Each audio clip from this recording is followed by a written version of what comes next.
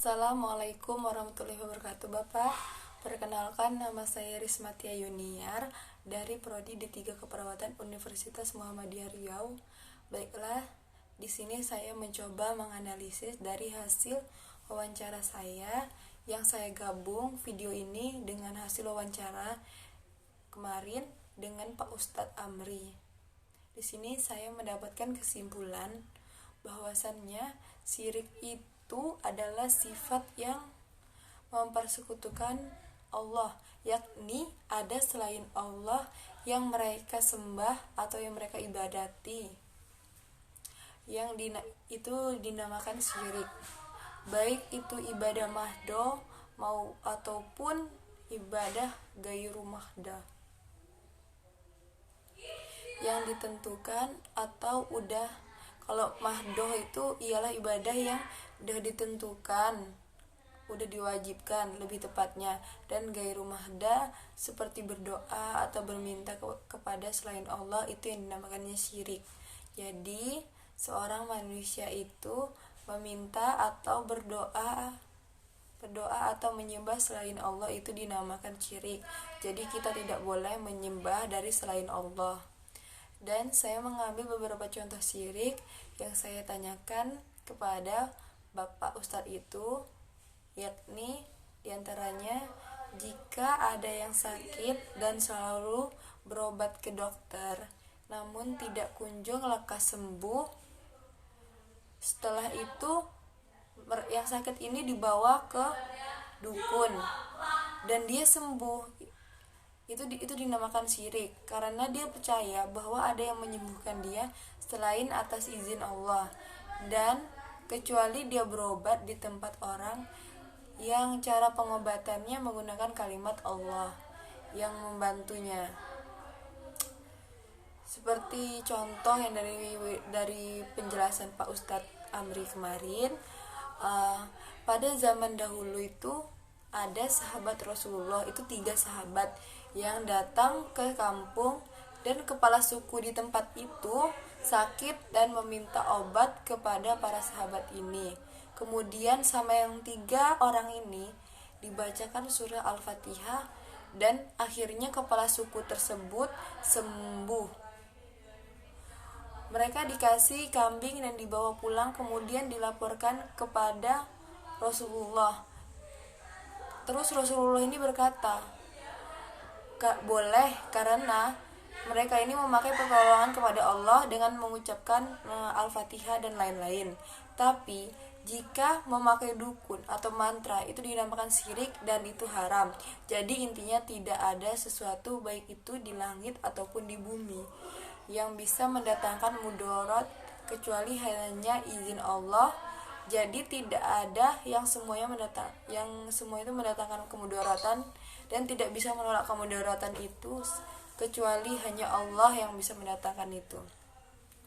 Sekian dari itu sedikit kesimpulan dari analisa saya akhiri. Assalamualaikum warahmatullahi wabarakatuh. Dan kemudian dilanjutkan dengan video hasil wawancara saya tersebut. Baiklah, jika ada kesalahan kata saya mohon maaf. Terima kasih. Assalamualaikum Pak. Maaf mengganggu waktunya Pak. Kedatangan saya di sini bermaksud untuk memenuhi tugas agama Islam saya ingin mewawancarai Bapak tentang perihal al-Islam, tentang syirik. Perkenalkan Bapak, saya namanya Risma, jurusan D3 Keperawatan UMRI. Jadi Pak, saya mau bertanya tentang syirik. Menurut Bapak syirik itu bagaimana ya Bapak? Syirik itu kan mempersekutukan Allah. Ada selain Allah yang diibadati, itu namanya syirik. Baik ibadat itu ibadah Allah ataupun ghairu mahdah. Ibadah mahdah ibadah yang sudah ditentukan ketetapannya. Yang ghairu mahdah termasuk seperti berdoa minta kepada selain Allah, itu kan syirik.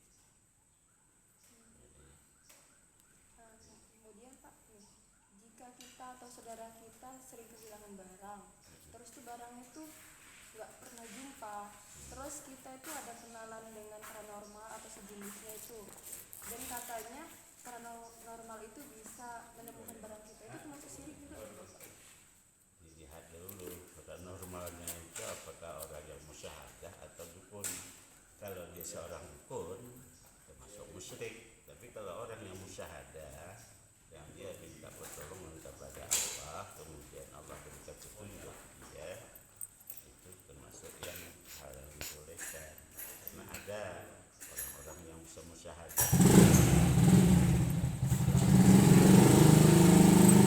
Bisa, itu memang ada orang yang bisa mengetahui hal-hal yang kehilangan barang. Cuma ada dua cara. Yang pertama, dia melalui musyahadah, melalui zikir minta kepada Allah. Yang kedua melalui kota itu yang melalui berkait cara jin. Kemudian Pak, ini kan saya mau bertanya, di daerah saya atau daerah lain tuh banyak yang masih memakaikan gelang penolak iblis atau penolak apa itu pada anak-anaknya, itu termasuk syirik juga, Pak? Termasuk syirik itu. Sebab kata Rasulullah, Bismillahirrahmanirrahim, la yadurru ma'asmihi syai'un fil ardi wa la fis sama'i wa huwas sami'ul alim. Tidak ada sesuatu apapun yang di langit ataupun yang di bumi ini yang bisa mendatangkan mudarat kecuali hanya izin Allah, kan gitu.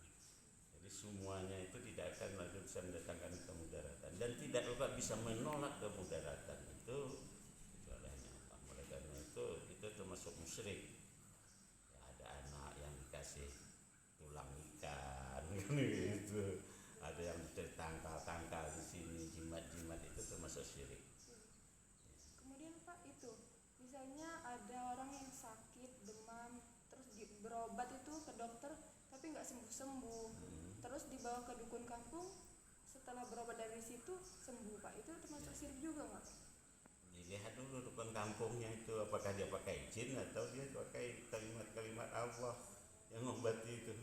Kalau dia pakai kalimat-kalimat Allah, pakai doa-doa, pakai hadis-hadis yang diapakan oleh Rasulullah SAW, itu nggak apa-apa. Kalau dia bayar saya, karena pernah kan kejadian zaman Rasulullah, para sahabat itu pergi ke suatu kampung, kemudian ada di kampung itu anak daripada kepala suku kampung itu mengalami sakit, kemudian minta obat kepada para sahabat ini, dibacakan surah Al-Fatihah dan sembuh, kemudian dikasih kambing dibawa pulang, kemudian dilaporkan pada Rasulullah. Mereka ragu kan, kepada Rasulullah, kata Rasulullah, kasih saya sebagian, nanti berikan sebagian, artinya boleh kalau memakai ya Allah, minta tolong kepada Allah. Tapi kalau melalui dukun pakai mantra-mantra, itu yang syirik. Nah. Kemudian Pak, ria itu termasuk dalam syirik kecil juga tidak? Kalau ria betul, itu termasuk syirik kecil. Syirik kecil itu tidak menggugurkan akidah. Dia kan ada dua syirik. Syirik besar itu akidahnya gugur, dia perlu bersyahadat kembali. Tapi kalau syirik kecil kayak ria, itu ibadah akidahnya tidak apa-apa, cuma pahala ibadahnya yang hapus. Nah, itu bedanya itu. Terima kasih ya Pak, maaf tadi mengganggu waktunya. Enggak apa-apa.